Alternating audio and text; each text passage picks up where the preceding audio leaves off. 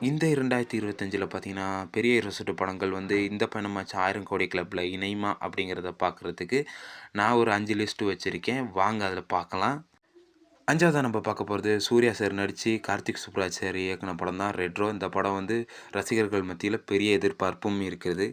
Ajith sir நடிச்சு வெளிவர இருக்க படம் தான் குட் பேட் அக்லி. ஏன்னா, அஜித் சாருக்கு வந்து 2 வருஷமா படமே வரல. அதனால ரசிகர்கள் மிகவும் எதிர்பார்ப்பிலே இந்த படங்கள் 2த்தையுமே பார்க்க இருக்காங்க. அடுத்த லிஸ்ட்ல நம்ம தளபதி நடிக்கிற கடைசி படமான ஜனநாயகன் படம் தான். இதில வந்து ரசிகர்கள் மொத்தமுள்ள தமிழ் சினிமாவே இந்த படத்துக்காக காத்துக்கிட்டு இருக்கு.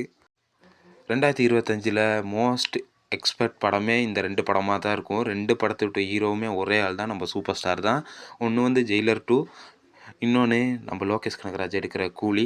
இந்த படங்கள்ல எந்த படம் வந்து 1000 கோடி அடிச்சா நல்லாயிருக்கும் அப்படிங்கிறத உங்களுக்கு தோன்றத கமெண்ட் செக்ஷன்லயும் மறக்காம நம்ம சேனலை சப்ஸ்கிரைப் பண்ணிட்டு சொல்லிட்டு போயிருங்க.